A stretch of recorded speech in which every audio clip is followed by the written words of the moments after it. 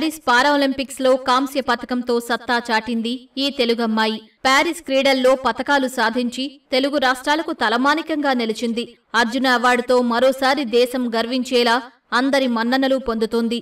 ఎన్ని అవమానాలు ఎదురైనా అన్నింటినీ దాటుకుని విజయం వైపు అడుగులు వేసింది.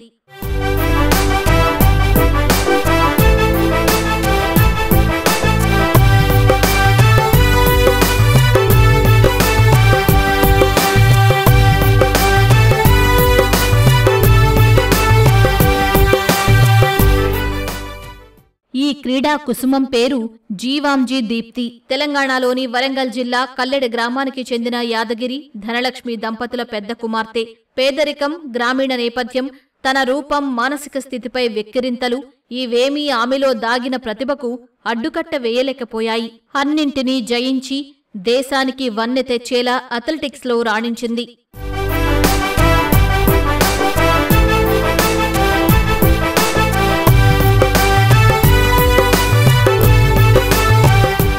పారాలింపిక్స్ 2024లో మహిళల 400 మీటర్ల T20 ఫైనల్లో పతకం సాధించింది. ప్రపంచ వేదికపై ఛాంపియన్గా నిలిచి భారత కీర్తి పతాకాన్ని ఎగురవేసింది దీప్తి. జాతీయ badminton chief coach Pullela Gopichand సహకారం, కోచ్ రమేష్ మార్గనిర్దేశం, ఈనాడు CSR కార్యక్రమం అండతో మేటి రన్నర్గా ఎదిగింది. ముందు నేను స్పోర్ట్స్ అథారిటీ ఆఫ్ ఇండియాలో చాలా సంవత్సరాలు 8 ఇయర్స్ అక్కడే ఉన్నాను. సో దాని తర్వాత నేను ఇప్పుడు పుల్లెల గోపీచంద్ బ్యాడ్మింటన్ అకాడమీలో ఉంటున్నాను. SRM యూనివర్సిటీకి అడ్మిషన్స్ వాటికి వచ్చి సార్ ఇట్లా అడ్మిషన్ తీసుకున్నారు. అప్పుడు నేను ఇక్కడ జాయిన్ అయినాను. స్పోర్ట్స్ పరంగా కానీ ఎడ్యుకేషన్ పరంగా కానీ చాలా బాగా సపోర్ట్ చేశారు. సో ఇక్కడ వాతావరణం కానీ ఇక్కడ అంతా చాలా బాగుంది.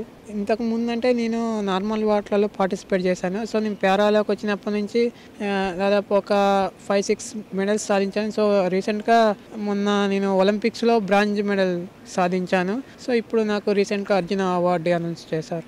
తల్లిదండ్రుల ప్రోత్సాహంతో ఆటలపై ఎక్కువ దృష్టి పెట్టానని చెబుతోంది దీప్తి. ఇటీవల కేంద్రం ప్రకటించిన అర్జున అవార్డుల జాబితాలో ఆమె స్థానం పొందింది.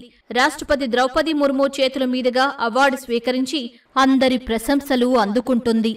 సో నాకు ప్రభుత్వం నుంచి గ్రూప్ 2 జాబ్ అనౌన్స్ చేశారు. 500 స్క్వేర్స్ ల్యాండ్ అనౌన్స్ చేశారు. ₹1 కోటి ఇచ్చారు. కానీ ఈ జాబ్ను ల్యాండ్ది ఇంకా అనౌన్స్ అంటే ఇంకా రాలేదు. సో ఇప్పుడు ఈ అర్జున అవార్డు వచ్చినందుకు నాకు ప్రభుత్వం నుంచి నేను మళ్ళీ గ్రూప్ 1 జాబ్ కావాలని అడుగుతున్నాను. నాలాంటి వాళ్ళు ఇంకా ఎంతో మంది తయారవుతారు.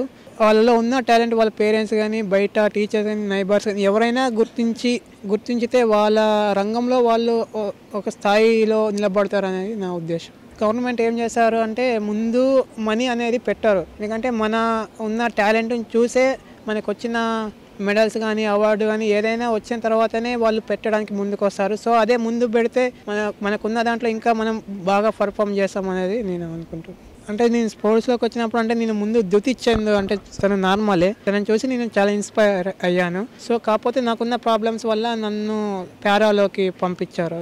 పారిస్ క్రీడల్లో పతకం సాధించిన ఏకైక తెలుగమ్మాయిగా దీప్తి ఘనత సాధించింది. తనను అవమానించిన వాళ్లు, హేళన చేసిన వారే జేజేలు పలుకుతున్నారు. చాలా మంది సెల్యూట్ చేస్తున్నారు. తనలాంటి ఎంతో మంది అమ్మాయిలకు దీప్తి స్ఫూర్తిగా నిలిచింది. క్రీడలతో ఏదైనా సాధ్యమే అనడానికి ఇదే నిదర్శనం.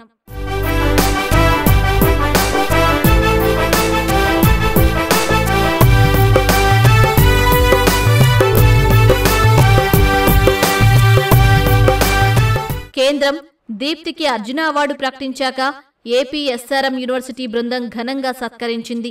40 లక్షల రూపాయల ప్రోత్సాహం అందజేసింది. విద్యాలయం తరపున రాబోయే పోటీల్లో ఆమెకు పూర్తిగా సహకరిస్తామని యాజమాన్యం ప్రకటించింది. సార్ ఈ ఇయర్ ప్యారిస్ ఒలింపిక్స్ లో మా SRM యూనివర్సిటీ ఏపీ నుంచి 2 మెంబర్స్ పార్టిసిపేట్ చేశారు sir. Dandi Jyothika Sri 400 metre, next our Arjuna award Deepthi Jeevanji. ఈ అమ్మాయి 400 మీటర్ T20లో పార్టిసిపేట్ చేసి బ్రాంజ్ మెడల్ తీసుకుంది సార్. ఎవరైతే స్పోర్ట్స్ కోటాలో బాగా ఎంగేజ్గా ఉన్నారో వాళ్ళందరికీ కూడా ఫుల్ సపోర్ట్ చేసుకుంటా అకాడమిక్ పరంగా స్పోర్ట్స్ పరంగా వాళ్ళు రెండు బ్యాలెన్స్ చేసే విధంగా ఇక్కడ ప్రోగ్రామ్ డిజైన్ చేస్తుంది సార్. అన్ని ఫెసిలిటీస్ ఏదైతే ఉన్నాయో ఇండోర్ గేమ్స్ కానీ అవుట్డోర్ గేమ్స్ మొత్తం కూడా ఇక్కడ స్టూడెంట్స్ కి ఫెసిలిటీస్ ప్రొవైడ్ చేస్తున్నాం సార్. కష్టాలెన్ని ఉన్నా, ఆటంకాలు ఎన్ని ఎదురైనా నీ లక్ష్యాన్ని చేరుకునే వరకు ఆగిపోవద్దు. అప్పుడే విజయ తీరాలకు చేరటం సాధ్యమనే మాటలు దీప్తి విషయంలో అక్షరాలా నిజమయ్యాయి.